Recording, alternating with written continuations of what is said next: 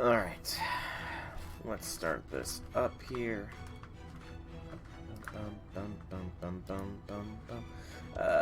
Twitch. I should probably change the title to Christmas Continues. Good gracious, I am not prepared to start the stream. I thought I was. Okay, looks good there. Do we have audio? I thought I was.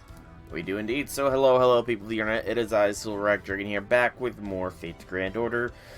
Decided today to do Fate Grand Order for the stream, just because I did want to be able to farm the bronze and silver currency over the course of the weekend with the Christmas event.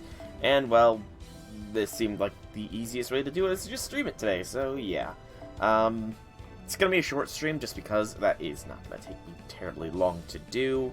And no webcam today because I literally just woke up from a nap, so my hair is a mess and I got a large red spot just flat on my face here, so yeah.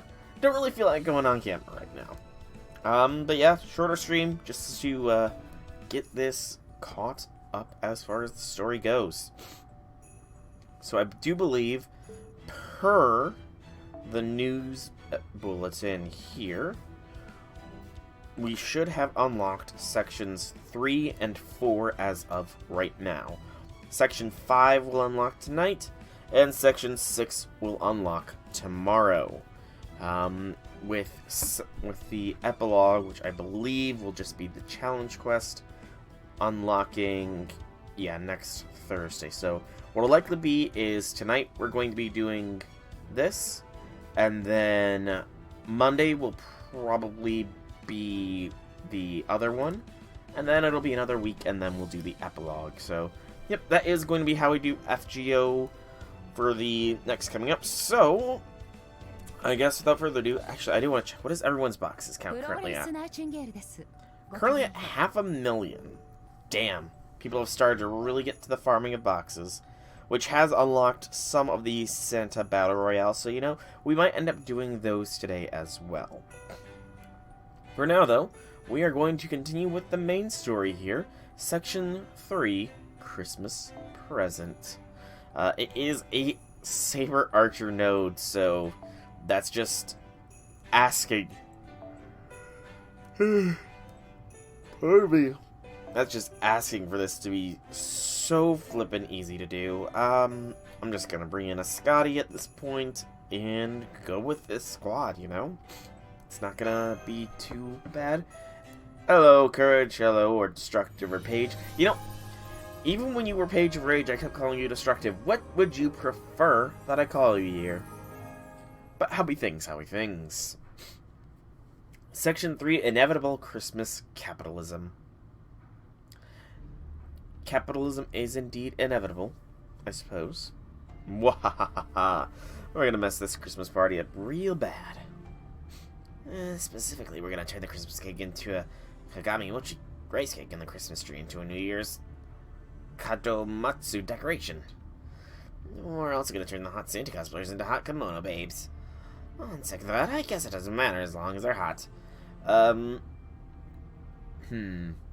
I don't know where I stand on that side of the issue there, Bear Orion. I don't know where I stand on it. Hold it right there, damn it. Who are you? You want to know who I am? Fair enough. The name's Ash. As for what I'm doing here, I'm like a Santa Claus whose job is keeping Christmas safe. And you bad guys are about to die.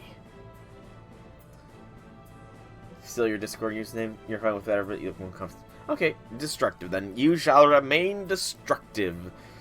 Until I start just, you know, getting from, if I ever get familiar to call you something else, you know. But for now, thou beeth Destructive. You know, something, I just thought of a really interesting little, like, Twitch feature that they probably aren't listening to me, but would be cool that they implemented, is if, like, in your chat, if you could, like, set nicknames for certain chatters so that you can, like, know who it is more easily, so that way if they try to trick you by changing their names up, you can still call them out on it, you know? That might actually already be a thing, and I just am completely unaware of it, but that'd be a fun little implementation. Especially, like, if you're doing, Actually, it wouldn't make so much sense if you're doing Nuzlocke and that kind of stuff, but I don't know. I'm Random Thoughts. I just literally woke up from a nap, like, 20 minutes ago, so I'm still a little bit in sleepy mode. Let's see, what was my next line? Oh, right. Suit on. Suit on. Oh. You know, I don't think I've ever seen Ash wearing this outfit. Is this one of... I need to look. Is this one of his ascensions? I honestly don't know.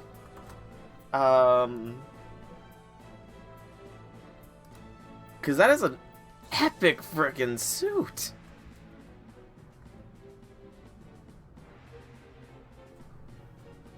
Okay. Asphataman. Is this like an ascension of his? This is his second ascension? Holy cow. I had no idea he had such an epic... I mean, I remember seeing his final ascension in the Singularity. But honestly, I like this ascension the best. He looks freaking slick. I'm the ultimate warrior, an avatar of rage. And I'm gonna kill you dead. Ha!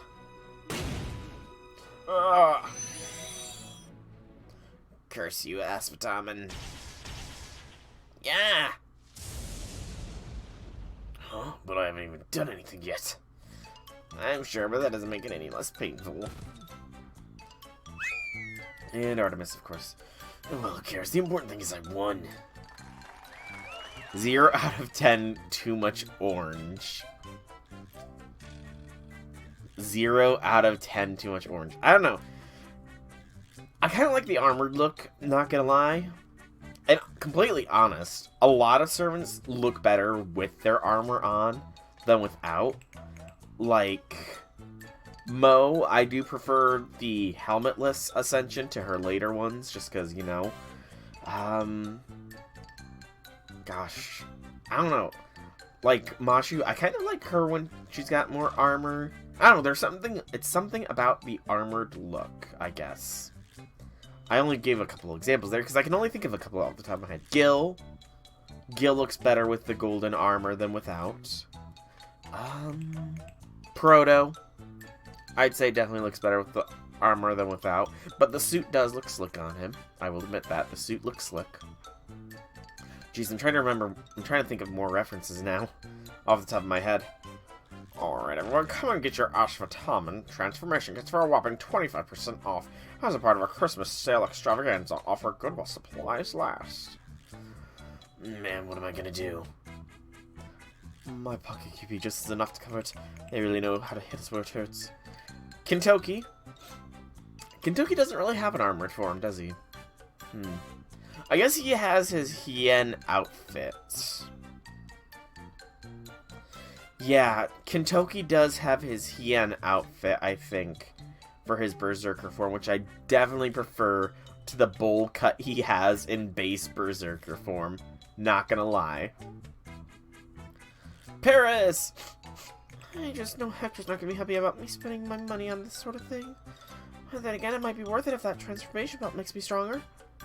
Well, of course it can make you stronger, as long as you never lose sight of your dreams, that is. Hey, Kotaro, how about you and me team up? As long as we do that, we'll be golden, baby. Translation, let's pull our allowance to buy it. They... Examples, not references, fair enough. But, good gracious, that is kind of hysterical that both Kintoki and Kotaro have allowances, which definitely implies that their QP is controlled by their mothers, Danzo and Raiko. Oh, that's a hilarious thought, I'm not gonna lie. Sounds good to me. Alright, then let's play rock, paper, scissors to get sweat for...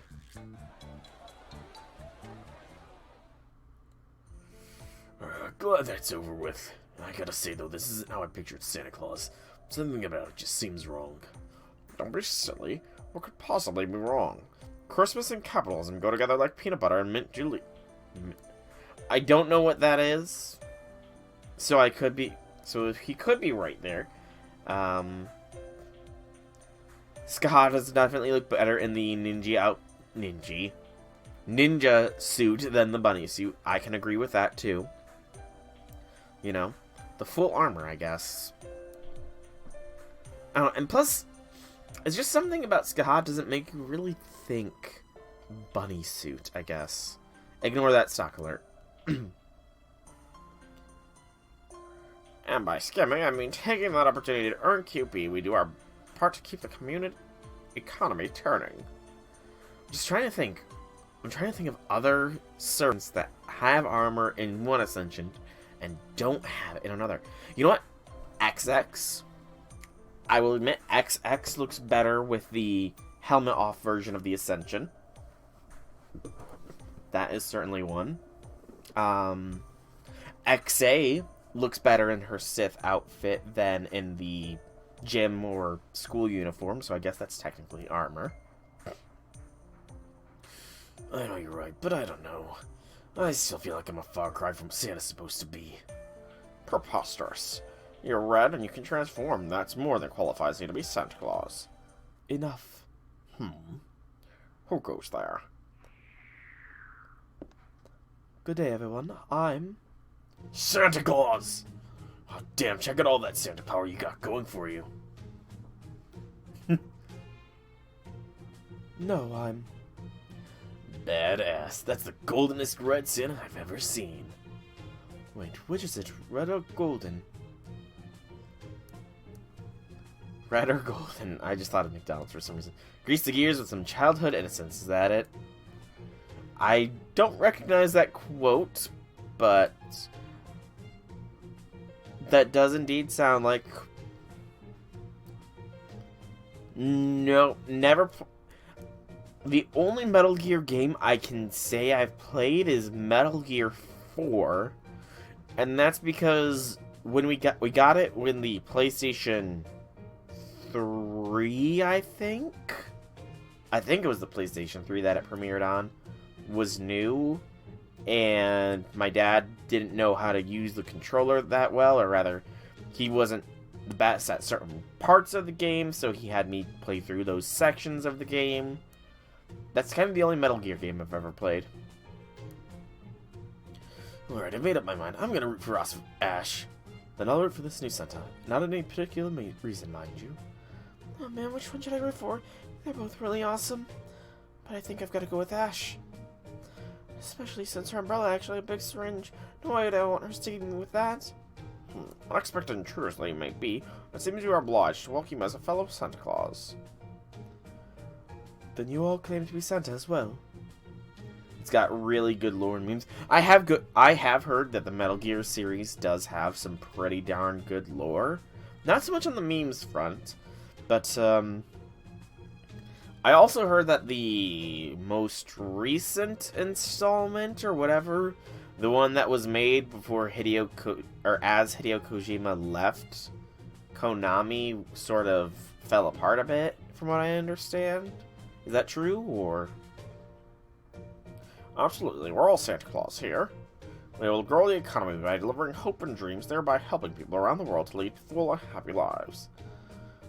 That sounds great in theory, but... Yeah, why you got more, I don't know which. Whichever one it is that the last actor... There was some actor that, like, was cut out, or the big boss wasn't actually Big Boss, I think? Something like that. It's all part of our stimulus plan. What was he called it again? Oh, right. I think I heard him talking to himself about this gig being his ticket to easy money. I'll think you to keep that bit to yourself. It's too soon for me to tell whether your actions are right or wrong, but I do get the sense that your interpretation of Santa Claus is a bit overly focused on the economic aspects. I see. Then it would seem we each walk very different paths, despite both of us being Santa Claus. Speaking of which, am I right to assume that you are indeed Santa Claus yourself? Well, you might be. Perhaps I'm the sort of Santa Claus you describe. My job is also to deliver hope and dreams, things that will ensure tomorrow will be better than today. Most people enjoy I know people who enjoy both, but the problem with 5 is that people think the story was absurd, and David Hayter was replaced as the voice of Solid Snake. Okay. So people didn't like... I mean... Wait, I'm sorry, what? You need to pay for more than one save file? Hold up. That sounds like a microtransaction. Heck, that's not even a microtransaction. That sounds straight up scummy. Survive is more science fantasy and zombies. Oh, zombies. Zombie games can be fun, depending on how they're done. I enjoy a good zombie game, you know? What are you talking about? Perhaps you know what I mean, Master. Surely you've heard me say the words more than a dozen times by now.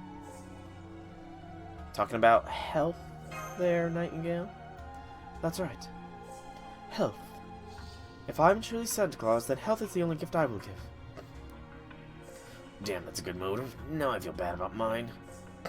Me too. Santa Claus is the protector of health. What a wonderful idea. I agree. Specifically, I'm planning on giving out medicine instead of candy. You know... Hang on, I need to take a drink here real quick.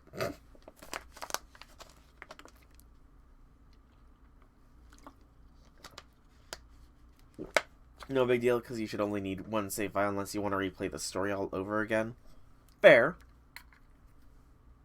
But, honestly speaking, I feel like people would have definitely reversed reactions to, oh, you're not going to get candy. You're going to get expensive medicine for free. Yeah. Working in a doctor's office... yeah, she's far too pure. Working in a doctor's office, I know that, people would be more than thrilled to get some free medicine, you know. Because, yeah. Oh, Nightingale. That's right, medicine. But don't worry, the medicine will still taste perfectly sweet. Who cares? I'll take it all back here. That's a very terrible idea. Nobody would ever dream of getting medicine as a present. Oh, Paris, you sweet summer child. Oh, man. It doesn't matter how sweet it tastes. Medicine and candy are completely different things. That is totally not the case. True. But, and again, I speak purely from experience in working in a doctor's office. Some people want pain medication so much that you have to think they down it like it's frickin' candy.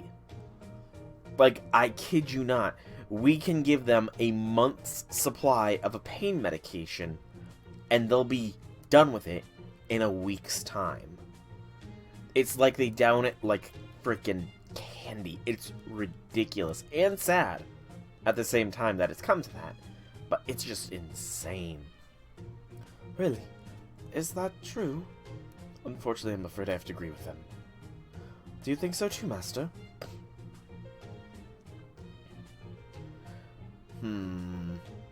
Yep, indeed. Let's see here. So what is the proper response? Yeah, most kids would I will agree with the second statement. Most kids would rather get candy. Yeah. Oxy's crisis and doctors prescribe it like candy. They do. Depending on where you go. Like, the doctors at our office, they don't prescribe it that much. It's mainly for people that immediately had a surgical procedure done within the past month is that they will prescribe it. If they've not had it within the past month, then can't really do it. And even then, we don't do it electronically. We handwrite out the scripts and hand it off to the patients so that the doctor can actually see the patient first to decide, do they actually need it or not? Because if they don't think that they need it, they won't get it, even if the patient asks for it. But, from what I understand, is completely not what doctors tend to do in a lot of places, Ah, yes. The classic Santa quandary. Should a present be the what the recipient wants or something the recipient need? Truly a dilemma for the ages. You got the wisdom tooth removal, relying on pain meds. Yeah, I mean, thing is a lot of people don't necessarily require them either. Like, I can't really speak for myself because I've had one surgery, I think, that would potentially cause me pain, and the only pain I really experienced after getting the surgery was having the stitches removed from it. But, like, my mom, my dad, and my brother, they've all had some sort of surgery done that got them a pain medicine prescription afterwards. They take the pain medication as needed for, like, the first 2 or 3 days, and then they just don't need any more of the medication, you know? And, like, you'd be so surprised. We get some little old ladies that occasionally have to come in and get, like, screws put into their feet and stuff. A very painful surgery, and they're completely fine. They don't need any pain medications after a week's time. But then you get these 30, 20, 40-year-olds that are calling in constantly asking, hey, can the doctor write me a refill on my pain med prescription? It's, like, insane. I don't know if it's, like, a generational thing, if it's a nature versus nurture sort of thing, but it is just wild how much difference there is in people. You get some old people that barely require any. You get some old people that do require more, but, like, more often than not, it's like people just don't need as much as they think they need. Like, even some people that do request that we give them more pain medications, and when we don't, they throw a fit initially, but later on, they're like, yeah, I guess I don't really need it, you know? Getting stitches in the shard of a glass frame in your leg at age of 6 or 7 that you need stitches for still hurt less than running with burning lungs. I mean, even with the latter, you can talk. I mean, honestly, stitches really aren't that bad. Like, even at a young... I mean, heck, I didn't require stitches for it, but when I was younger, I was definitely a little bit more of a risk taker. But when I was younger, I skidding on an old gym floor at my old elementary school, I got a rusty screw stuck in my knee. And they were able to pop it out, clean it up and everything. Yeah, it hurt initially, but I mean, at that age, it's just, yeah, it is the stabbing and stinging pain. It's the unfamiliar sensation of your skin being pulled taut and sort of moved where it doesn't normally go, you know? But yeah, I mean, it's all completely fine. That's sort of what the issue with needles is for most people as well, is it's that unfamiliar sensation that, like, you're not used to having your skin move in that way. Yeah, my knee is completely fine. Yeah, I'm so happy I did not get tetanus as well. I feel like I might have gotten a shot shortly afterwards, which is why I didn't. And, I mean, it used to be more prevalent when I was younger, but I did have, like, a T-shaped scar on my knee as well. But, I mean, like, some pains are like that. Like, that pain was immediate, but it didn't really matter. But, like, when I was younger, like a teenager, running, I always had terrible shin splints. And, again, because I can be very clumsy, even when I am dead last in a freaking cross-country meet, I'm still putting the effort in, you know, and I'm running. And it was near the end of one of the meets that I stepped on a stick at such the right angle that it went up, and I had part of a stick lodged in my calf for, like, the last, I don't know, maybe 1,000 feet of a cross-country meet. And that hurt less than the burning pain of the shin splints going through both of my legs. It's, like, amazing how much pain your body can tolerate from outside sources compared to what your own internal body pain is like. And thankfully, you know, it was more just, like, jagged is why it got stuck into my leg. It wasn't actually a deep wound. Like, it didn't get into the muscle or anything. It was just, like, a stick, you know? A stick from a tree, and it's got the rough edges that get caught on things really easy and all that, so thankfully it wasn't anything bad, you know? I don't think I've ever actually been seriously injured. Thank God for that, but yeah. Internal pain can suck. External pain, you know, not to discount external pain, because it can hurt a fair bit. Give me just a moment here. I'm gonna proceed through the story for a bit, because we've been looking at Caesar's smug mug for a little bit here. And you may just tackle it head on, do you? I applaud your bravery, Nightingale. The way of the Santa Claus you've chosen may be the most difficult there is. Does that mean you don't think my notions about gift-giving are mistaken? It doesn't matter what I think. Our battle will decide who's right and wrong. Go on, Ash. Take up your arms. Okay, I think Santa Claus can't back down from a fight, huh? Something tells me he doesn't really know what Santa Claus is about, either. Very well, Mr. Caesar. It seems you know what lies beyond this way of the Santa. So fighting this battle will allow me to learn that as well. Then I am happy to accept one Santa Claus to another. So, which do we root for now? Good luck, you two. May the best Santa win. Medicine or candy? Medicine or candy? Should they say the medicine would be sweet, or which one is the right choice? I can't make up my mind. Why do I have to get stuck on the hard decisions? Excuse me. That's yeah, going back to the earlier point, I've thankfully never really been injured. And the I've had surgery twice in my life as far as I can remember. The first time was honestly like 7 years ago, I want to say. It was just as I was starting working where I currently work, and I don't know how exactly it happened, but I developed like it wasn't even a skin tag, because, I mean, I'm sure you know what a skin tag is, but it was like, on the side of my head, there was this lump that at the slightest of provocations would just start bleeding profusely, you know? Like, I couldn't wear my glasses because it was in that sweet spot where if I nudged it just the right way, it would irritate this lump on my head, and I would just start bleeding profusely from my head. And I mean, I don't know how... Oh, you don't know what a skin tag... Okay, so a skin tag is pretty much...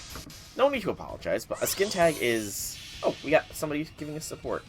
It's essentially just a small, elevated lump of skin. Not exactly a mole, but it's just generally in a location that can occasionally be annoying. Like, some people get skin tags on their eyelids, and those can be somewhat more worrisome just because they can, you know, affect how much you can close your eye. Just because it's like the skin pinching together and raising up, and like a little flap, you know? It's generally nothing serious. They can be removed fairly easily. Some people can even remove them themselves, just, you know, tying string on them to let the blood flow sort of cut off, and it just falls off, you know?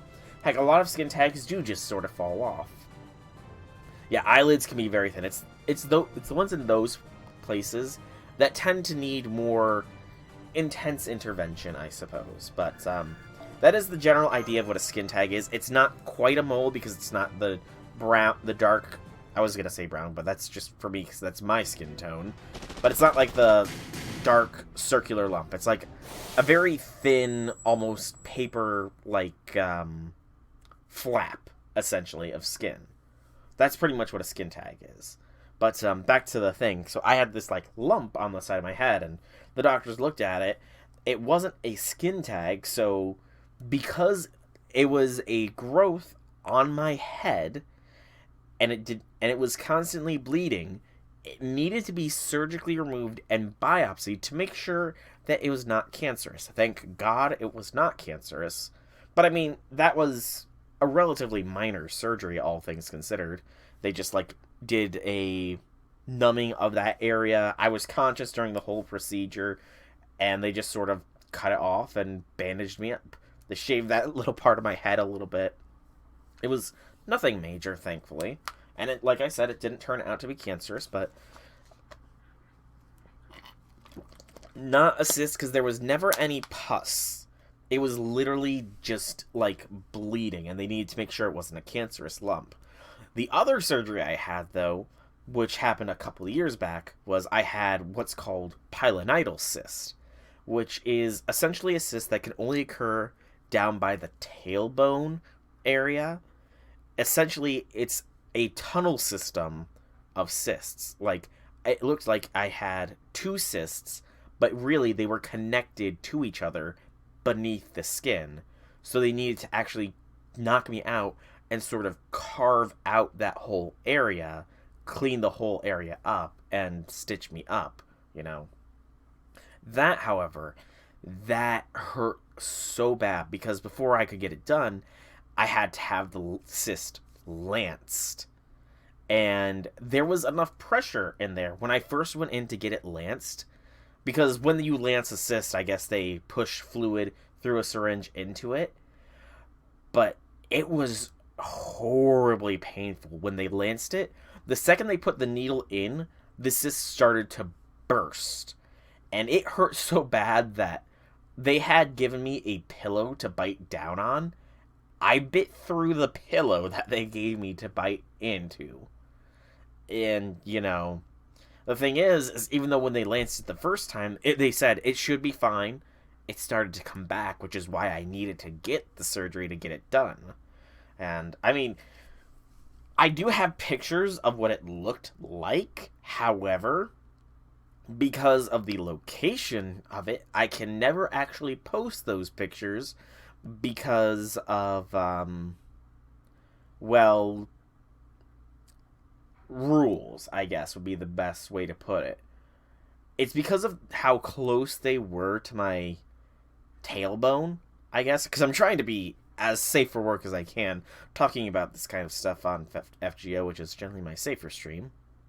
But because of how close to my tailbone it was, it's in a very much not safe for work area, so I can never really post those images, you know? Plus, it is kind of gross. I'm not gonna lie. Oh, crap, I ran out of Santa power. Wait, why'd I want to be Santa again?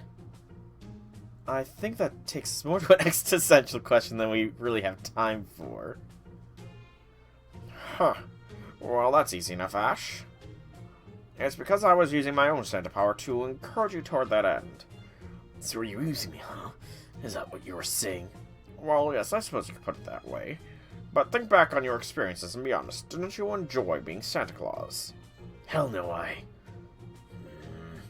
You know what, I did. Being Santa was a ton of fun. I especially liked how the audience got all excited whenever I transformed, though I still don't know why. Hey, there ain't a red-blooded male around who hasn't dreamed of transforming into a superhero at least once. What about my golden huge bear armor? That is a thing, but everyone knows that Big Mecha is the second place being able to transform. Kentucky's got a good point here, you know. I remember as a kid just always wanting to be able to transform or have some sort of transformation sequence. It would be freaking awesome. I can technically transform, but it's not anywhere near as cool as what you can do. Don't be so hard on yourself, Kotaro. We're still us, no matter what we look like. So be proud of what you got, damn it. Okay. So what do you want to transform? So what do you transform into anyway? A grotesque red-skinned monster about 216 centimeters tall. Oh, Kotaro. I've never had to deal with skin tags, but you've torn off my own skin with fingernails and simply by the pressure of your body weight doing pull-ups. And every time you notice it, so you try to crush to pull them out. Yeah, the body weight under pull-ups, when I used to exercise, like, with, exercise equipment really has come a long way. Really? Because, like, I remember the days where pull-ups used to be the wooden or the harsh metal things with the grips, but nowadays, pull-up bars have cushioning there so you don't tear up your hands and all that stuff. It's insane how far exercise equipment has come in the past 2 decades, I would say. Maybe even just the past decade, honestly. Because I can't really speak for 2 decades ago, because I was 7 and, you know, my exercise was running around, you know.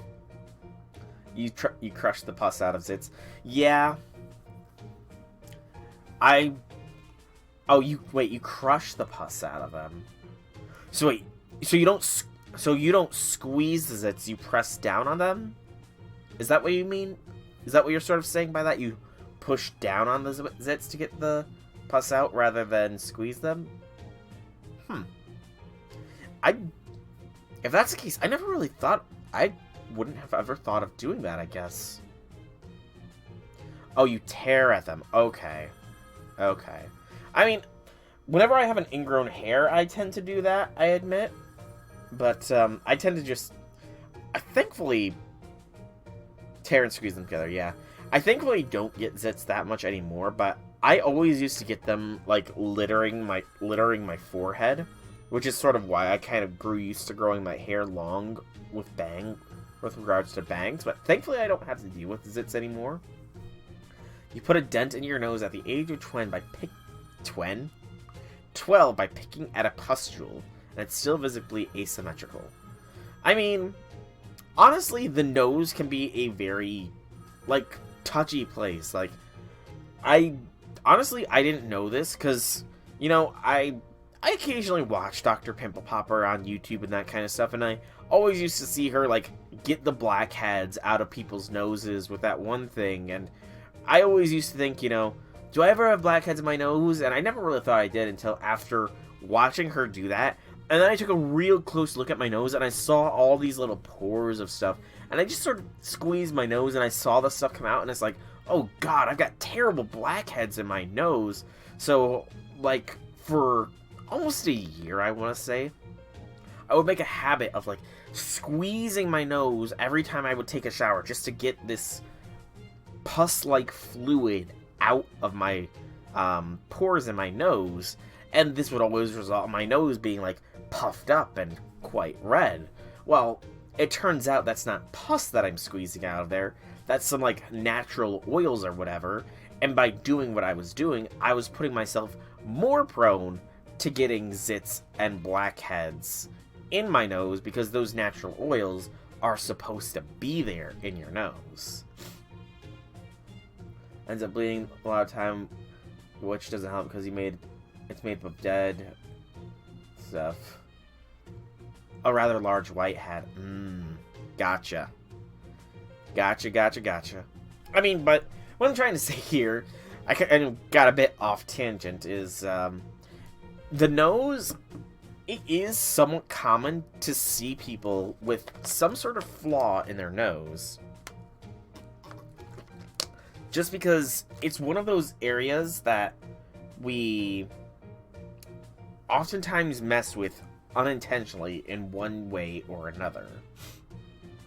Like, I'm pretty sure that one of my nostrils, because I had a lot of sinus problems as a child, I'm pretty sure one of my nostrils is smaller than the other, and because of an allergic reaction I had when I was a child, anytime I, like, get really hot, my skin is sort of scarred in a way that only really shows up when I get, like, really hot and sweaty, where, like, I have a bright red star just front and center on my face. It's kind of wild, honestly. I can still think when I'm in that form, but I can't pull my punches anymore since I'm basically half mad. That's no problem. There were guys with transformations like that back in my day, too. You don't say. No problem, my ass. If Raikou ever catches go to it like this, his head'll be on the floor faster than you can say golden. Well, then, Gale, did you learn anything from our little tete-a-tete? No, if anything, I feel like I now understand Santa Claus less than ever. Other Santas provide children with hopes, dreams, candy, and gifts. But if I were Santa Claus, the only thing I would offer is medicine. I have no idea what the right answer is. I can't even see a way for me to figure out what it could be. Oh, my dear Nightingale, it seems there's one thing you still have yet to realize.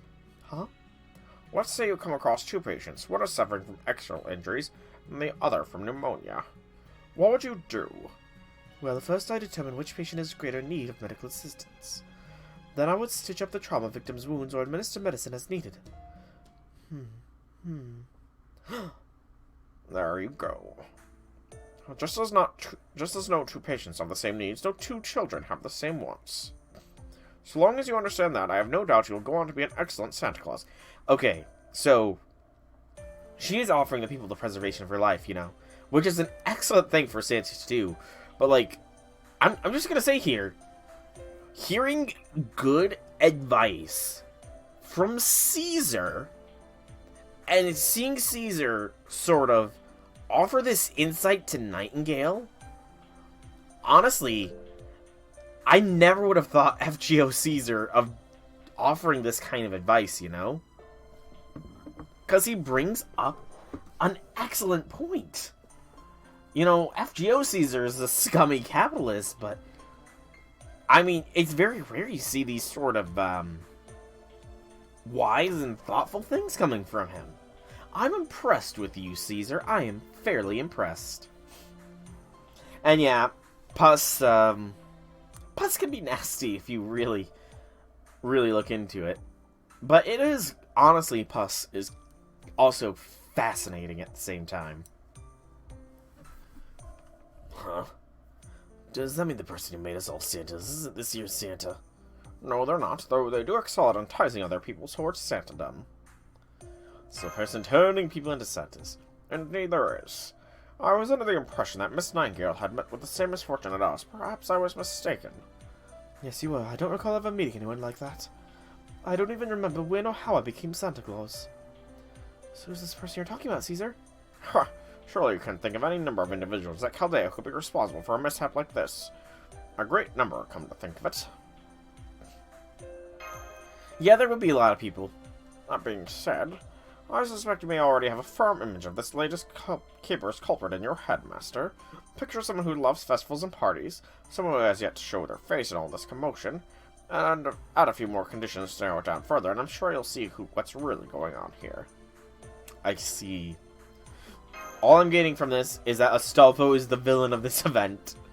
Alright, every one of you are looking for a perfect present. The Caesar Company will be happy to assist. And that perfect present should be for the lad, ease, in your life. Cleopatra will get you fixed up in no time. Okay. Interesting. By the way, there's something I've been meaning to tell you for a while now. Yeah. What is it? You know my name? Ashvataman? It's not... I wonder if people... Hang on. Hold up. So, do people actually call him that? Asvata Man. Is that like an in-joke that I just don't really understand? Because since I've always called him Ash, since that's what I was encouraged to call him, since, you know, I don't know how to pronounce his actual name, I do wonder. It is. I can't believe all this time we really thought Asvata stood for something really cool. Yeah, something awesome, special, and golden. Well, sorry to disappoint. Ash just means something along the lines of horse neighing. Awesome. Oh, don't give me like that. Besides, your names mean evil wind and golden time, right? That sounds pretty awesome to me. Those three being buds is quite cool. Hey, my decision. I was taught long ago never to disobey older girls or nurses. So since Nightingale is both, I have to go with her. Huh? It's already over. Nightingale's not even here anymore. You need to learn to be more decisive. You've heard people call him Ass Hat Man. The accent over the S means it should make this sh sound. So Ash Vataman. Ash Vataman. I'm guessing... I kind of want to put his name into a program to see how it pronounces it, but I feel like that is not going to get me the proper response anyways. I need to find somebody who speaks... What's the language? Is it Hindi or Indian that they would speak? Or is it something else entirely? Good lord, I'm so culturally inept at some things. I don't know what the language would be that his name would be properly spoken in. Hindi? Indian something else? Oh, jeez. You called him Ashwatthama Ketchamal. Nice. Very, very nice. Oh, but poor Paris. Oh, poor Paris, you know. Hindu is literally Hindu for Indian. Well, hot diggity dog. I've learned something new today. Thank you, Destructive, for the insight. Hindu is literally Hindu for Indian. I've learned something new. But poor Paris. Paris is... you know, honestly... No, I can't... I don't know if I should put Paris in the little brother category. Because he's kind of the first servant that would properly fall into that category, I feel. But I don't want to, because he's very clearly, with regards to Hector at the very least, a massive brocon. I am unsure where to classify Paris. Yeah, I know. It's just Apollo stuck him into the younger form of him because Apollo's a bit of a creep, let's be honest here. There's something wrong, Mr. Soul. You know, flying by umbrella would be pretty fun. Yeah, I mean, that's the thing, though. Like, I'm pretty sure there's only 3 male servants that are in the child category, at the moment, at least. I know Voyager will probably be added into that later, but it's currently, like, Kid Gil, Kid Alexander, and Paris. I'm pretty sure those are the only 3 male servants that are in the children, that have the, children thing. How long it's been since they've existed? Ah, fair enough, fair enough. I see, I'm glad to hear that. So we've been up here for quite a while now. Let's take a little break. Alexander is a kid, yep. Yeah, I need a drink.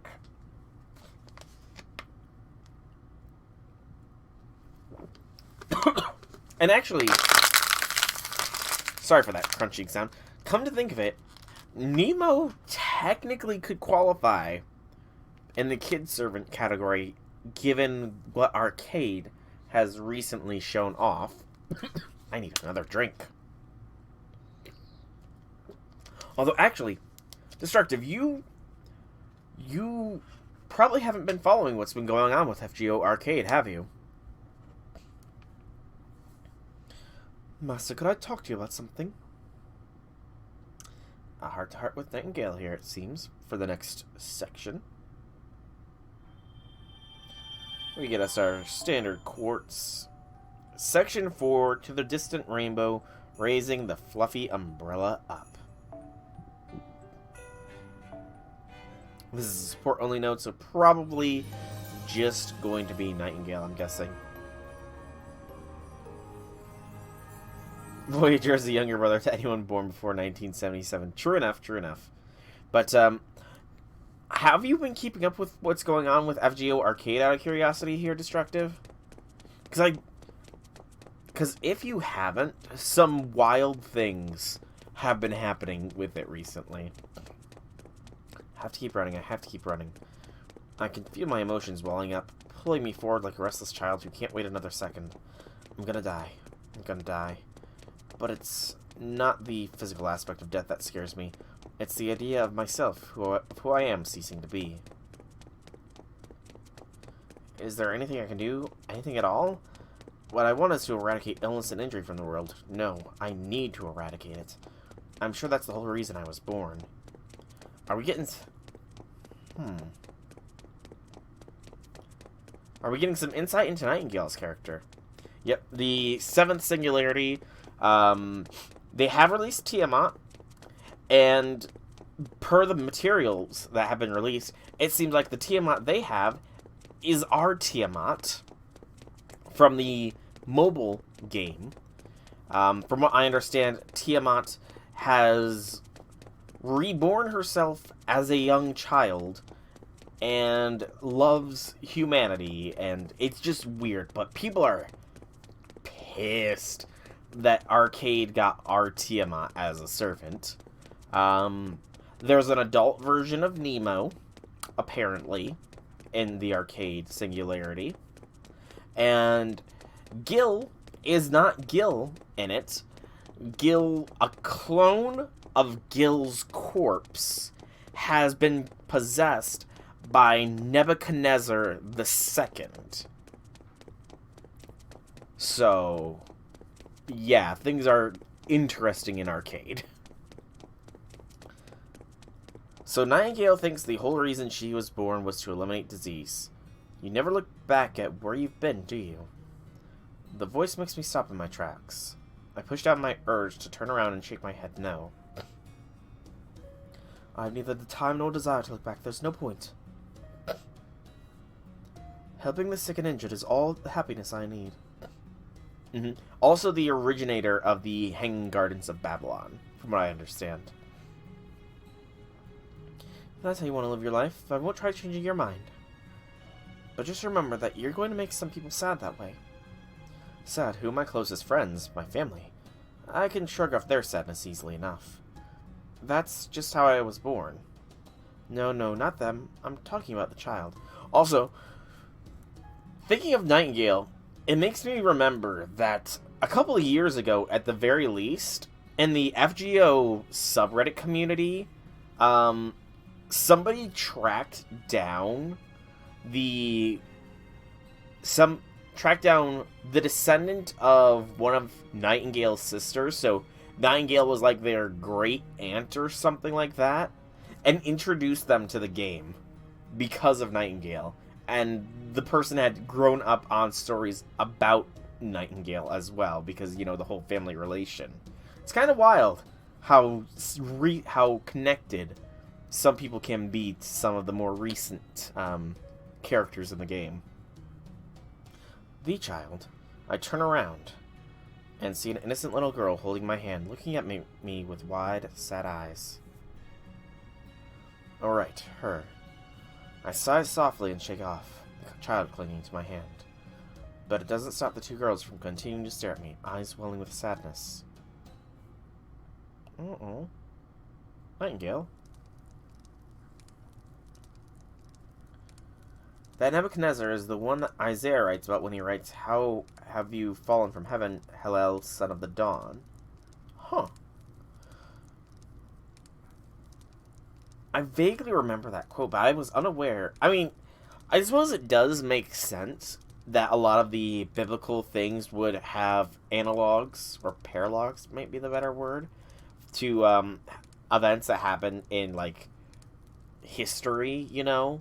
There might be references that aren't specifically named, I guess.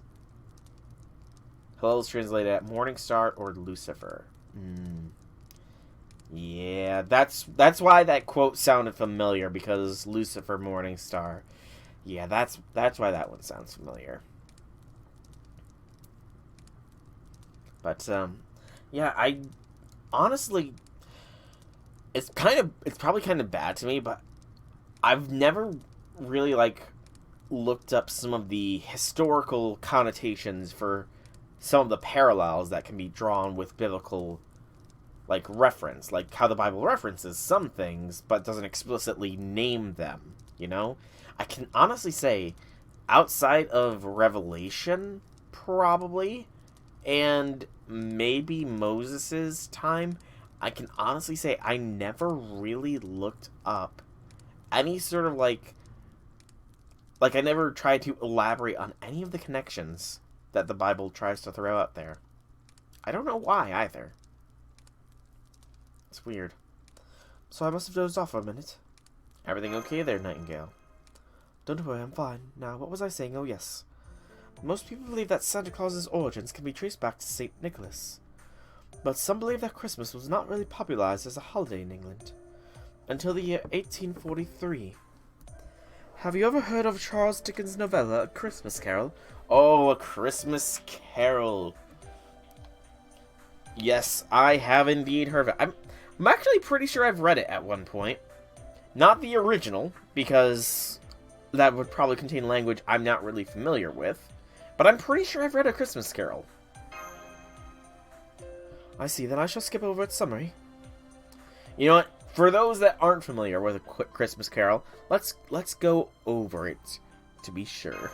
Of course, it's a fairly old story, after all. Very well, then, here's the short and simple version. Ebenezer Scrooge, a rich and notoriously miserable old merchant, is visited by 3 spirits on Christmas Eve, the ghosts of Christmas past, present, and future. They show him how he became so cold-hearted in his past, the effects his cruel policies are having on his clerk's family in the present, and how the path he's on now will lead him to dying alone and unloved in the future. Yep. That is the short and sweet. Hans as the ghost of Christmas past. It's derived from a verb that apparently means to boast of self or to praise, which is why it's often commonly associated that Lucifer is associated with pride, because his pride threw him from heaven because he was God's most beloved son, and he could not understand why God wanted the angels to be subservient to the humans, or something along those lines. At some point, what I remember from the Bible gets mixed in with popular mythology or popular interpretations of things, honestly, so some of that might not be fully correct, you know. Man, that kind of makes me want to go back and read the Bible at some point, just so I can refresh my memory on things, you know? You remember this parrot, don't you? This is where you were born. That lonesome boy reading a book by the low fire over there is you.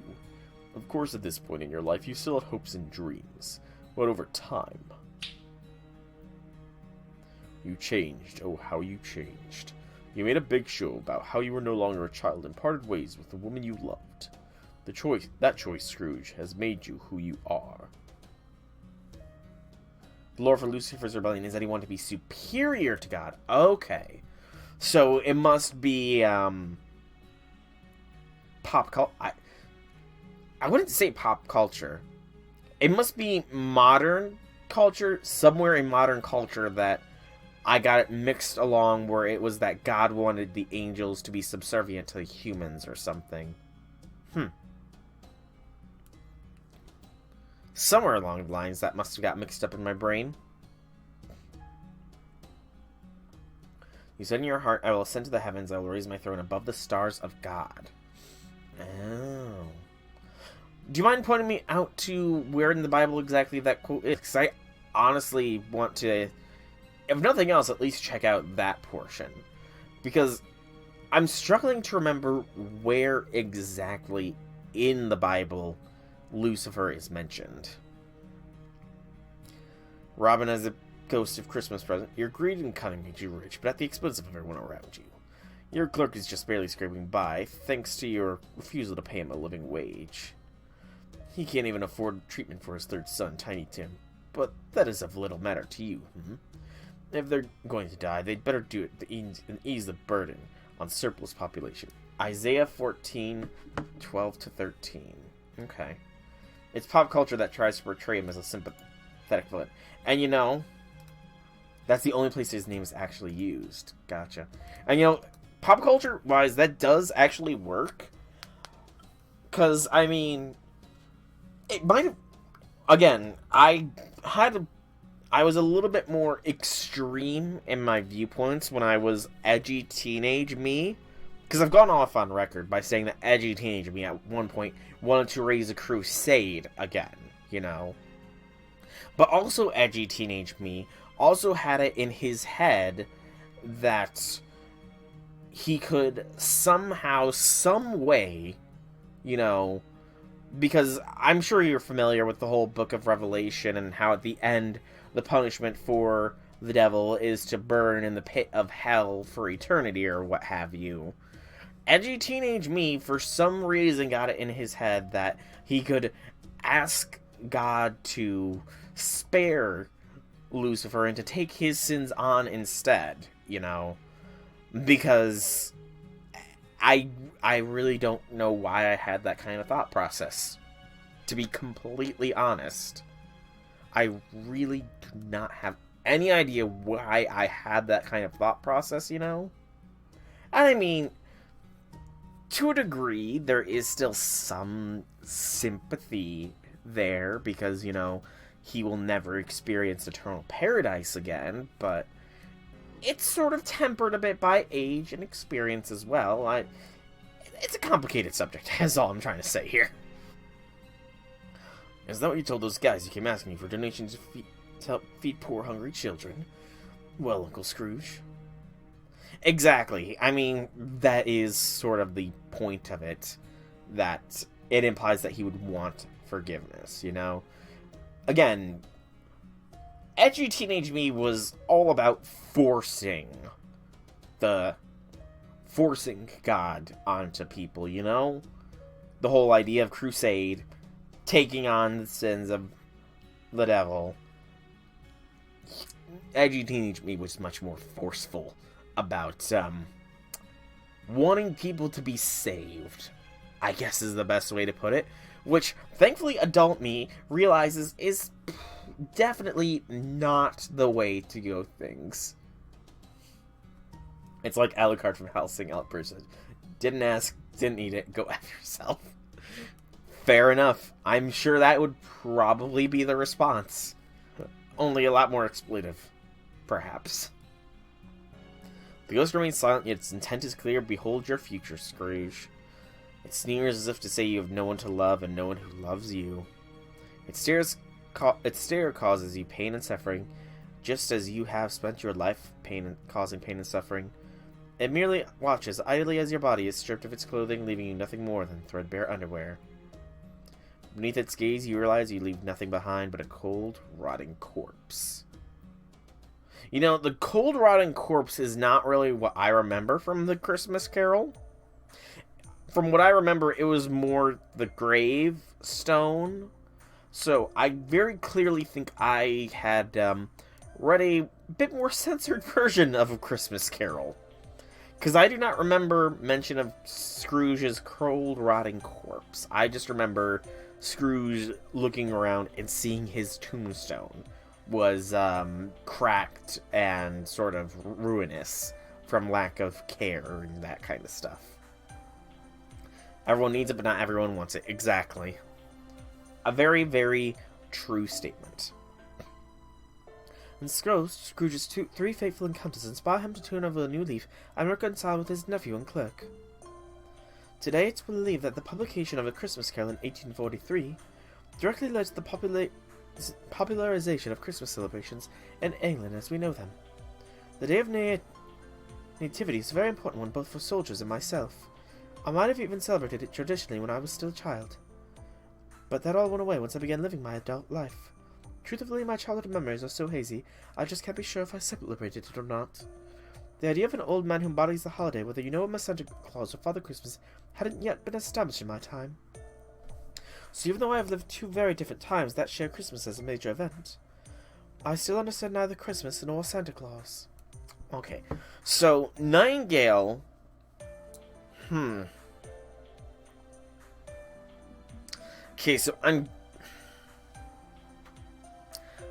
Okay, so I think I get where they're going with Nightingale's character as far as the Santa interpretation goes. Because the previous Santa servants, they would not have experienced Christmas either. So they go from having zero experience of Christmas to having the spirit of Christmas literally inhabit their bodies and turn them into a Santa. So I guess they have an instinctive knowledge on the spirit of Christmas. Nightingale, meanwhile, is coming at, like, the very turning point. Like, in real life, Nightingale came around at the very real point where Christmas started to go from celebrating the event of Christ's birth to being a holiday where people celebrate by giving gifts and being generally happy, spreading joy and everything to other people. So Nightingale, I mean, honestly, not just Nightingale, but anybody that grew up in that time period honestly, I kind of really want to know now. Like, historically, the transition of celebration of the Nativity to Christmas being the gift-giving celebration that it is nowadays. I really want to see how, like, culture shifted around that time period. Because Nightingale here brings up a very excellent viewpoint that I've honestly never really considered, of how it grew from being one thing to being something completely different. Yes, Christ's birth is still celebrated there. There is always that element, especially in the church. But, like, common culture doesn't really celebrate it. It's more just, you know, it's a joyous time, be with friends, family, give gifts, generally be happy, spread hope and cheer. I really am now curious as to how the people in that era sort of dealt with that transition. Good gracious. The FGO, once again, inspiring me to want to look up things historically. Because, like, it's not the first time FGO has done that, where it's had me look up history to find out things about it, to get more details, to provide context to some of the things. And now FGO has done it again, this time making me want to look at what the cultural climate was at the time that Christmas began to be popularized. I guess maybe around the world? I mean, Christmas's popularity very clearly took some time to spread everywhere, but I guess... I'm trying to think, where would the epicenter be?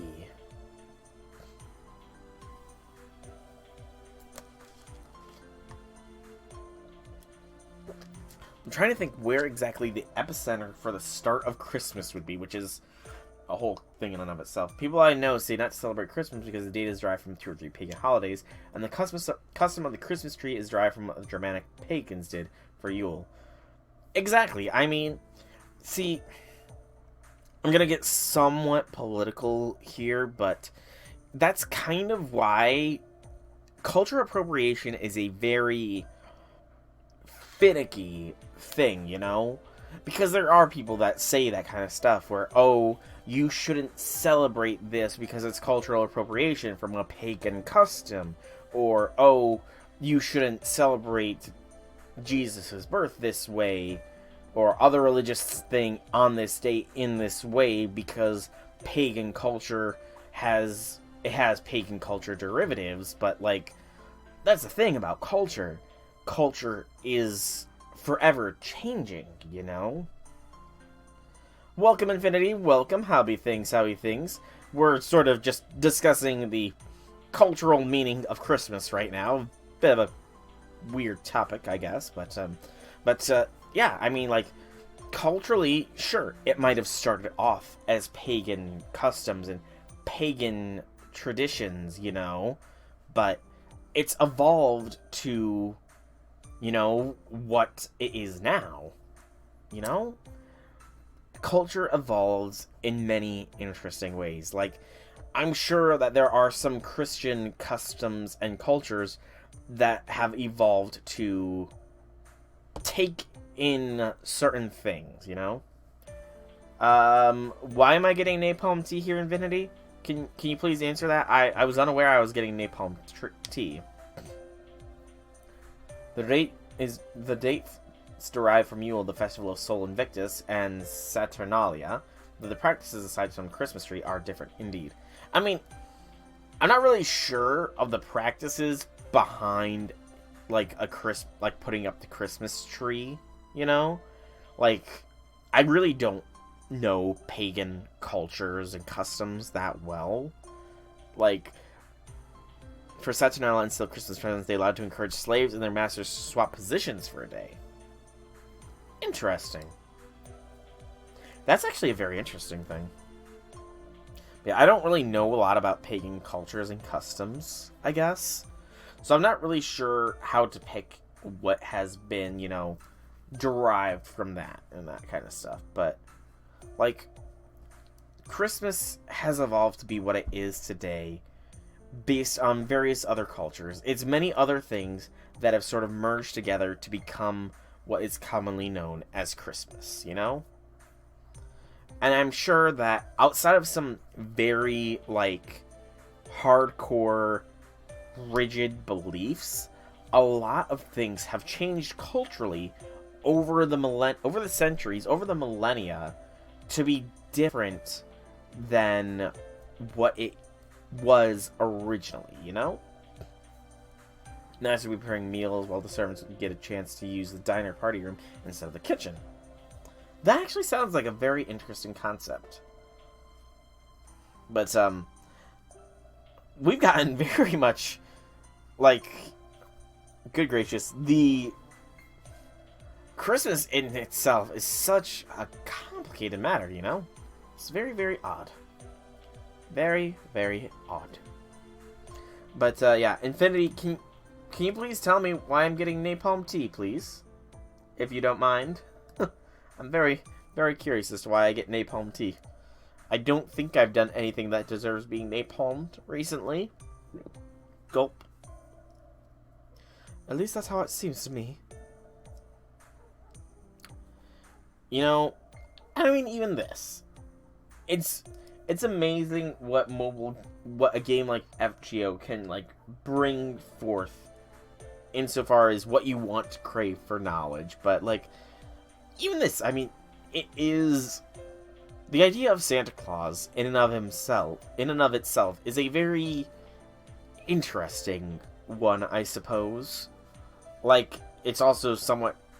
I guess people could say Santa is controversial now. Like, I mean, I don't think there's ever been a point where Santa has been controversial, at least.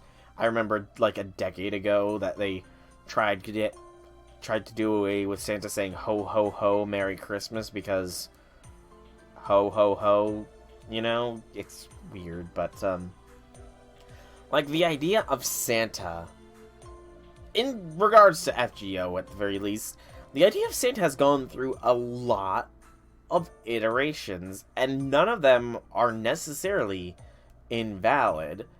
Like, the first Santa, Salter, was the traditional sort of Santa idea of delivering presents and gifts to the good boys and girls in the world. Janta Lily, or just Janta, I suppose, became a little bit more of an introspective Santa, where she wanted to give people the gifts that they would need or that she thought would be useful to them, and she sort of grew as her own, quite literally as her own person, and wants to strive to be a better Santa, sort of incorporating bits of other Santas from what I've seen for Janta's lore. Santa Altera was a much more specific Santa, where it was more so about delivering a gift of hope, I guess, sort of, to Aresh, mainly. Christmas 3 was... Honestly, Christmas 3 is by far the strangest Christmas event thus far, just because it does not tackle Christmas in any sense of traditionalness, and it has, like, the most serious story out of all the Christmases as well. Christmas 3 would be a standout, you know. But, Altera was definitely a more interesting Santa. Quetz. Quetz as a Santa was all about delivering holiday cheer to people, you know? Which, you know, Santa deliver holiday cheer, that's another thing. And Nightingale here, she wants to deliver medicine, which, you know, can bring hope and health. She wants to deliver health. It's like, Santa can do all of these things, and it's just kind of amazing how,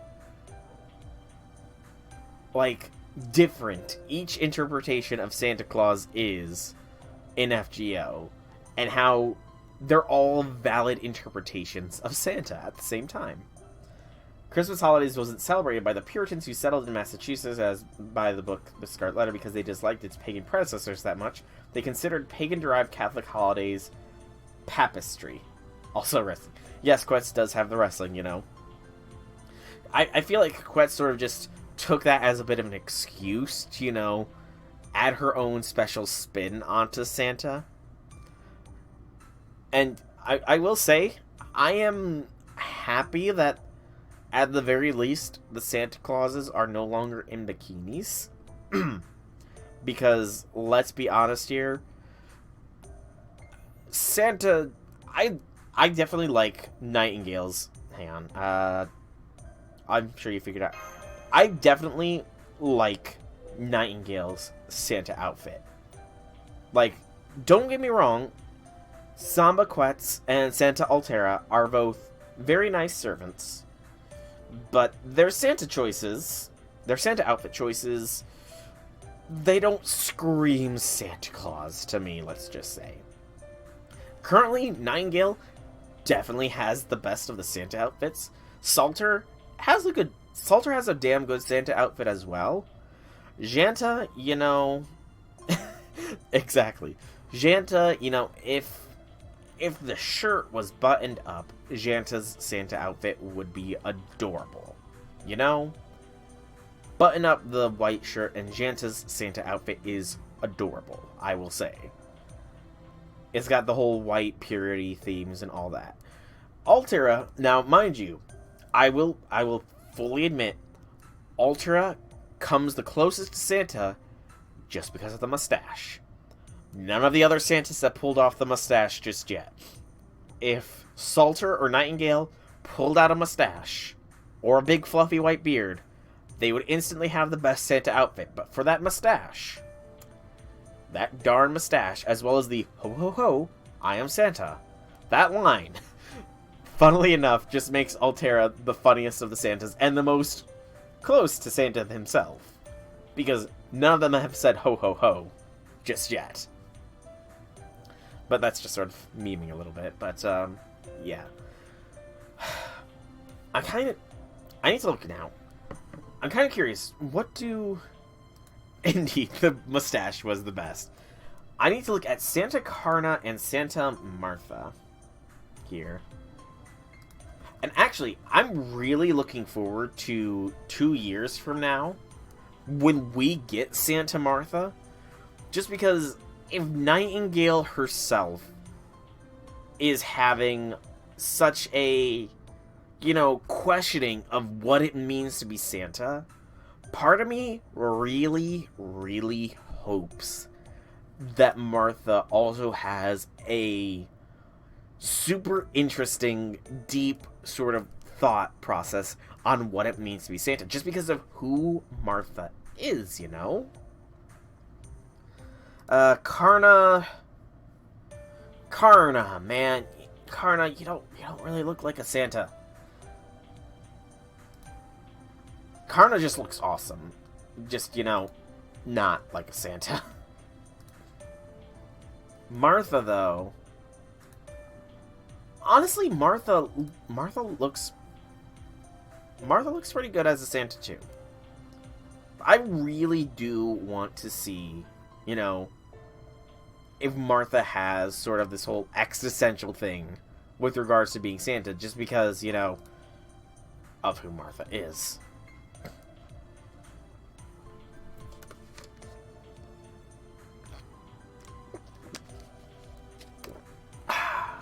Delicious H2O.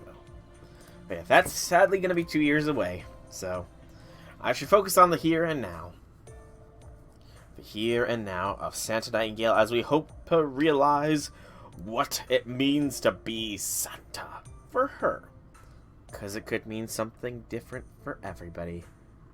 As for being Santa does not have to be the same thing for everyone. Hold on, did you say figured it out? Didn't you mean to say that I will figure it out one day? Alright, Master, let's be on our way. I'm sure there are still other servants out there suffering from the delusion that they should be Santa Claus. So we cannot rest until they have all been treated and the gem's mastermind has been brought to light. By the way, Master, I believe you have an idea of who the mastermind might be, yes? Then please tell me, who in the world is it? I was wondering about that myself, Senpai. If we were out Caesar, which seems like a safe bet at this point, that leaves schemers like Professor Moriarty and troublemakers like Ishtar. Your grandmother on your mother's side claimed to hear the voice of God and celebrate Christmas, as do her still living friends. Since the usual suspects are confirmed to be Caldea right now, then who could possibly be left? Well, guess in my part. I mean, see, that's sort of a thing, you know? Christmas has evolved from what it once was, and it's incorporated a lot. The nativity has evolved. In some ways, the nativity has sort of been absorbed into the Christian Christmas, that's a bit of a mouthful, traditions. In a little bit of a way, the nativity has been sort of merged with Christian Christmas. Good lord, that's like a tongue twister right there. Christian Christmas. Trying to sing that without like putting thought into it is a little bit difficult. But the nativity and the whole celebration of Jesus' birth has sort of been merged into the Christian Christmas traditions, you know? I'm sure there are some people out there who still just straight up celebrate the nativity, you know?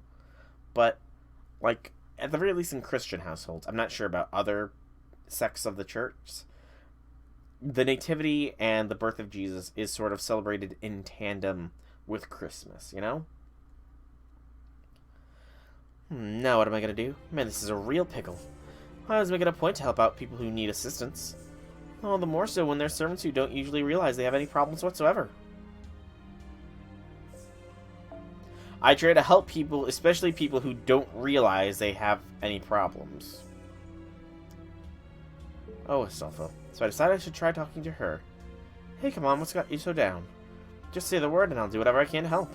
From there, I think it managed to work out. And not only that, I may think my valiant efforts even caused my spirit origin to evolve. It's too bad I didn't get a swimsuit, but in some ways this is way, way better. Ta-da, it's me, Saber Astolfo. Was that the greatest saber ever, little old me? Oh, stop, you're embarrassing me. And not only that, check out my awesome sword. Was mine not always this pointy? Oh, who cares? Well, so we've got Demonic Beast here, do we? My master might be unavailable at the moment, but I don't need him to take care of creatures like this anymore. Here I go. Oh, Astolfo. One of her friends, the Puerto Rican lady... Oh, we're actually only using Saber Astolfo in this. Well, I guess I'll see how Saber Astolfo fights, even since I'm never going to roll for him. Intentionally, at least. Puerto Rican lady who had bone cancer in her leg as a child, and during or immediately after a prayer session where she lived, she was cured in her formerly ill leg bone, and had tougher, thicker, and more resilient than the other. Her husband said the x-rays of her leg managed to convert at least one doctor. I mean, you know, I can definitely see that as being a case, you know? There are little miracles in everyday life, you know? Things that can't be explained. God works in mysterious ways, and those kinds of miracles are what keeps the faith alive, you know, and a lot of people ask for signs, and they do receive them eventually. Okay, so Saber Astolfo here is a single target quick based saber with an NP that increases quick effectiveness for 3 turns with overcharge and deals significant damage and MP seal to a single enemy. 2 quick, 2 arts, 1 buster, probably really good for generating them stars. Astolfo's first skill is Declaration of Destruction C. Excuse me. Increase NP gauge each turn for 3 turns, and remove debuffs from yourself. That's actually not bad, the debuff removal. Second skill is La Black Luna C, so the Black Moon. Inflict fear on all enemies and apply evade for 3 times for 3 turns for yourself. That's actually a pretty darn good skill. Fear is a staggered stun, and evasion for 3 times is pretty good. And this is like one of the best iterations of evasion you can get, since most evasions are either 1 turn or just 1 hit for 3 turns, but 3 hits over 3 turns is pretty darn good. People are willing to accept and need the most. Usually they thanks people just as much in the spirit of God driving them. True enough, true enough. And then his third skill is Majestic Triumphant Return EX. Attack, crit strength, and busted crit star gather rate for 3 turns increased.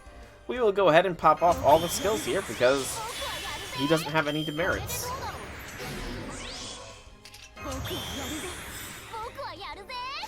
Let's see here. Let us gather some NP gauge.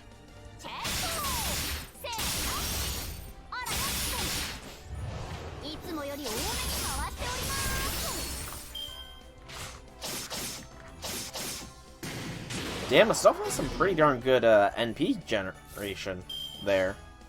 10, 10, 20. But yeah, miracles can be amazing, you know? And it's why we still are getting saints in the modern day and age, is just because there are still miracles being documented out there. Like, not literally modern day saints. Actually, I don't know if there's any modern day saints, but...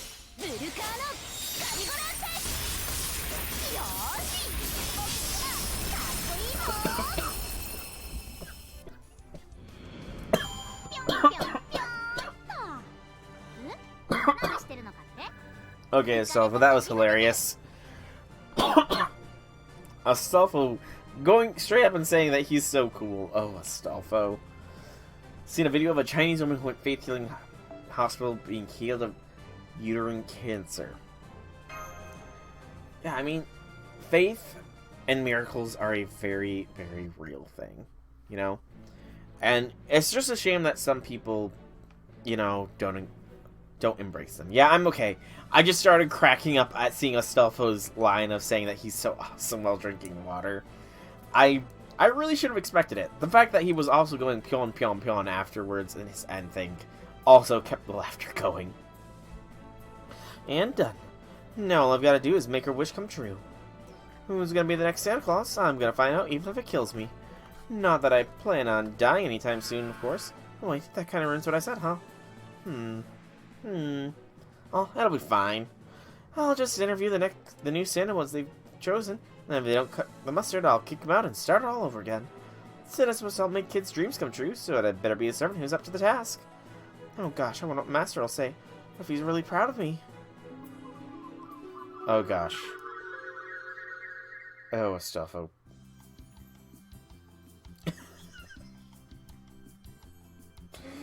Oh no. Oh, Akabara is probably very much enjoying this scene. Oh gosh. What is the most neutral choice here? True, but it is, as long as people heal, you know. As long as people heal, as long as it does not cause harm to others, being healed is a good thing. But I'm now trying to think of what the most neutral option is here for Astolfo's fantasy. God, I don't know. I really don't know what the most neutral option here is. I'm gonna say not treating Astolfo like a dog. I knew I could count on you, Astolfo. Astolfo was nothing. Can't help how awesome. Just kidding. Oh, God, Astolfo. Oh, Astolfo, Astolfo. Mental paladins of Charlemagne, if only you could see me now. I've never been cooler or more perfect in my entire life. Oh, God. I haven't, given how Charlie, or Charlemagne, reacted to Astolfo's antics and brought him on, he did, they would all encourage him. Oh, they would all encourage Astolfo. That's part of why Jesus said, do not put the Lord your God to test when tempted to throw himself off the temple summit. Oh, so sort of in a way saying, gosh, I can understand what that saying is saying, especially in the context of what we're talking about, but like putting it to words. See, that's a very difficult thing, you know, sometimes is putting to words how you understand things. It's weird.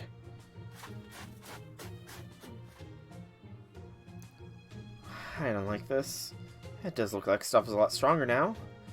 But stuff is getting carried away. No good can come of that. So I better keep an eye on things just to make sure. Yeah, 40-day fast. the trial in the desert where he was tempted by the devil. That or that's two completely different trials and I'm just mixing them up, which is also a very real possibility. But we've caught up on the story section of things now.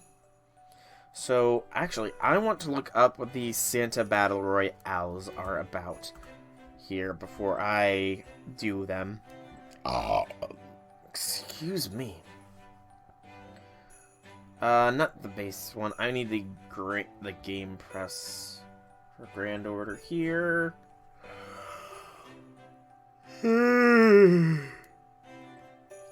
Pardon the yawn. They are the same thing. Okay. I just wanted to make sure I was not mixing and matching things. So Santa Battle Royale. There are no drops. So essentially all the Battle Royale quests, I should just bring my best. And by all of them, I mean probably one of them at this moment in time. So let's do the Santa Battle Royale. Okay. So with no drops from this, we can just you know, show me a Scotty here. A Scotty that I'm friends with, please, game. I very much like this Christmas tune. It's very nice and calm. Alright, so primary squad is fine. Not Waver, but Scotty. Throw my Scotty in, and we'll throw in a Zhang Yu. Oh, Zhang Yu, oh, Zhang Yu. Wherefore art thou, Zhang Yu? We're gonna crush these other Santas. We will crush them.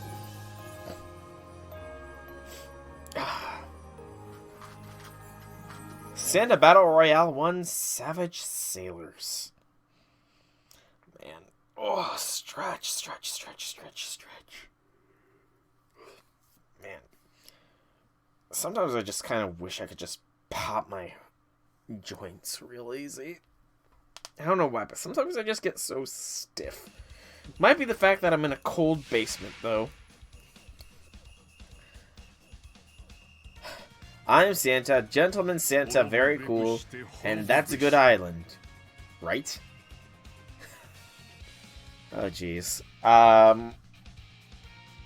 Of these three, I would support Jason being Santa the most. Columbus would not make a good Santa, straight up. I don't think he would really, at least the FGO interpretation of Columbus, and most people's interpretation of Columbus, I suppose, would not make a good Santa, just because of how they treat him. Bartholomew is too much of a horn dog to be a good Santa. Jason, I could definitely see Jason being a Santa servant someday, with him turning the sleigh into the Argo. Oh gosh, and now I'm just picturing a future Santa event where Jason somehow has the mantle of Santa thrust upon him, and he's pretty much threatened by Media Lily to do a good job otherwise or else. So he turns Santa's sleigh into the Argo, and the whole thing is like various crew members of the Argo are his elves and they're helping, and eventually Jason learns the true meaning of Christmas, you know? But then it's played off our laps as Media shows up or something along those lines. Yeah, he is the mythical first fighter. Or I could actually even see it taking a more... Because these events can occasionally have more serious sides. Thinking about it, I could see a more serious Christmas event for Jason where he becomes Santa and he wants to do a good job so that he can give a good present to Media, the adult Media. since the Santa modification to his origin makes him want to do something nice for Media. I could honestly see a more serious Christmas event with Jason as the Santa, with that being the finale of it. I could legitimately see something like that. I need to write to Lightworks and give them this idea, I think, because I think that's a good idea. Per myth, his theft of the Golden Fleece and arguably Media is the first act of piracy. I can definitely see it as being the case, you know? I can definitely see Jason being the first pirate. Oh, there's another Battle Royale. Bloody Honey Trap. Sure, we'll do another Battle Royale here. It is Assassinos. So that means casters. I don't want to just go Jiang Yu go Burr. Who are my... Show me my AoE casters here. Not special class as well.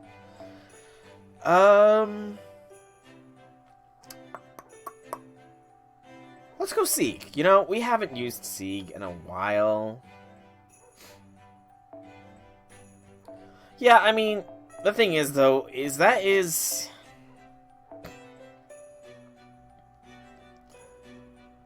I feel like that's the popular mythology of it. But I feel like, at the very least, in FGO, like, again, I might just be reading things where there isn't.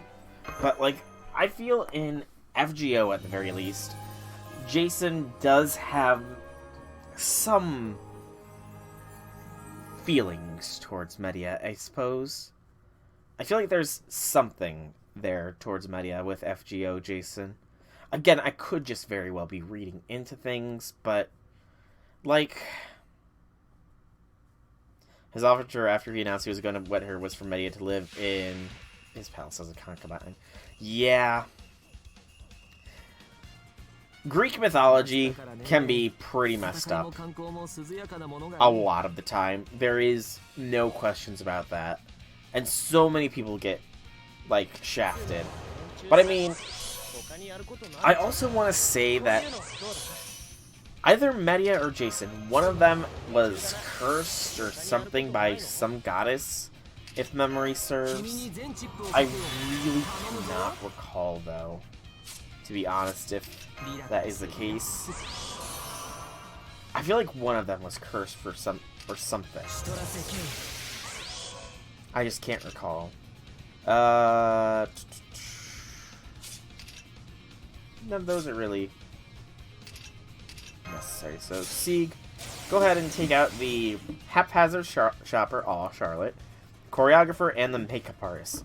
Carmilla as a makeup artist. An interesting thought.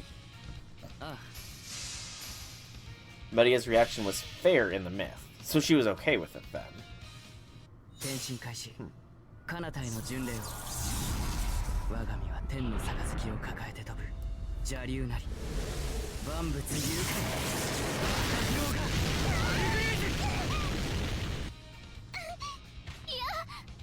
The defense sound applies before the attack. Interesting.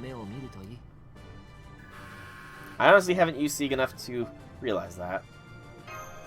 But we're restocking on mana prisms. I definitely need to do that. Because I'm low on them. We also get some gunpowder. And the next one is locked. So now we can... We'll start with the yellow tag here. Also an actual myth, not Euripides' play, Medea's two children were slain by an angry Corinthian mob instead of by their mother. Oh, okay. See... Okay, I vaguely do recall that. But... Again, I could be misremembering, but I could have swore that in one of Medea's myths, one of her children grew up, became a ruler, and locked her away because of fear of her or something like that. Gosh, Medea's an interesting character, and a lot of Greek myths play around with a lot of different things, so it can be difficult sometimes to pick out things. Okay, show me anybody with the maximum break of the 3-star CE game.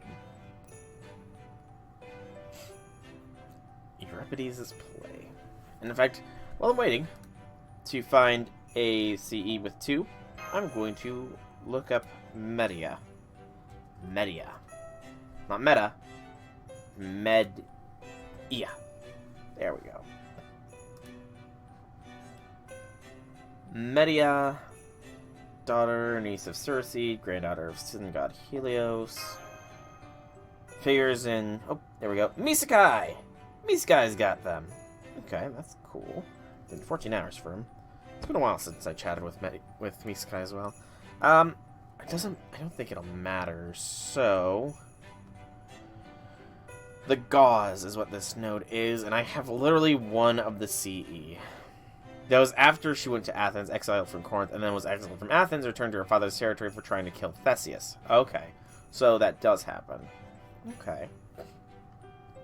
Alright, so... Nightingale has to be in the squad. No ifs, ands, or buts about that. We will throw an Arash in with a K-scope, I do think would be fair. And since it is Berserkers, I can quite literally throw pretty much any servant I want in here.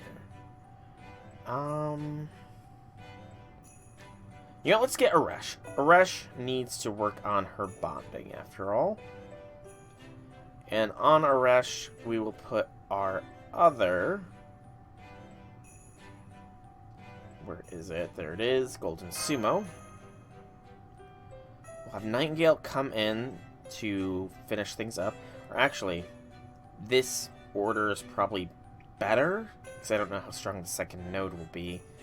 And otherwise, this looks pretty solid. I can probably swap this out for lunchtime, though. There we go. This should be good. Also, I do have to say here, Destructive, you know a ton of frickin', like, mythology and stuff. You know a ton about that.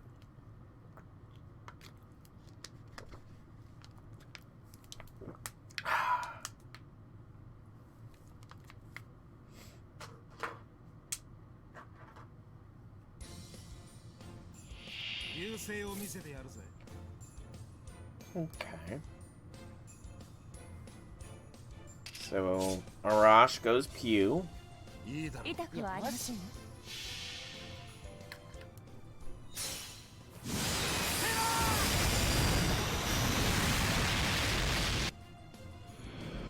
know, while it's awesome that Arash got an NP animation update, it's also somewhat annoying that his NP now takes longer to do.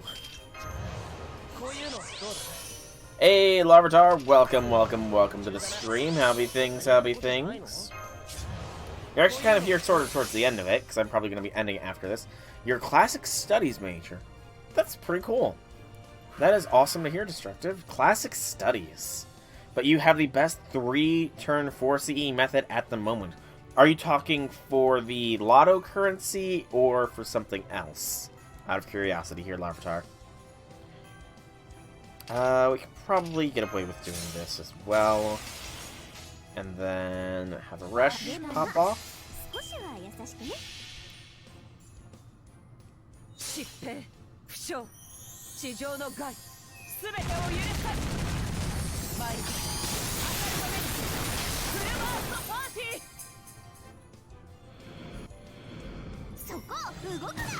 Ah, for the Lotto CE. Gotcha. Yeah, I'm still working through getting through some stuff here. I'm gonna definitely start farming the Lotto once the node drops next week. For sure, I'm going all in on this Lotto. I'm not sure how deep I'm going, but I do plan on going fairly deep. Probably maybe like 50 boxes is my current goal. You got her to level 80 in that final art. I've seen the final art of Nightingale Santa.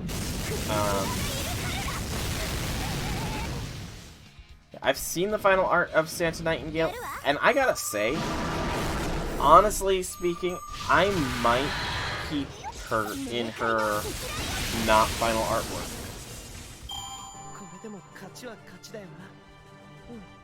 If my memory serves as to what it is. Yeah. I'm gonna keep Nightingale in her base form. Nothing wrong with Nightingale, don't get me wrong, but honestly, I've said it before, she has the best Santa outfit already, so, you know, I don't really want to change that. I like Nightingale's Santa outfit the best out of all the Santa outfits currently, so she will keep the good Santa outfit that she has. But that is that. That is the 3-star currency node that we can now farm with impunity. And I currently don't have enough materials to get any of this stuff. Though I'm sure it will come with time. Alright, so since I don't really want to use an excess of apples right now, I think I am actually going to be calling this stream here, because I also have to put ornaments up on the Christmas tree yet, because it was a late getting of the Christmas tree up this year as we had to wash our carpet and all that stuff. So I've got to decorate the Christmas tree with some ornaments here. So, and I also have some laundry that I need to finish doing. There's currently towels sitting in the dryer and another load of towels sitting in the washer machine.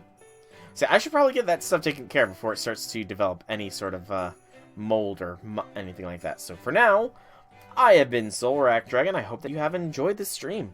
If you have, leave me some feedback in whichever way you so see fit. And if you want to check out more by me, be sure to check out my channel here, Twitch, YouTube, same name, same games. It was, once again, a nice chat with y'all. Had a many different discussions over today's stream. Thank you again, Destructive, for partaking in them. And encouraging them. It's always nice. But again, thank you so much for coming out. Hope you enjoyed. Have a fantastic evening, everybody.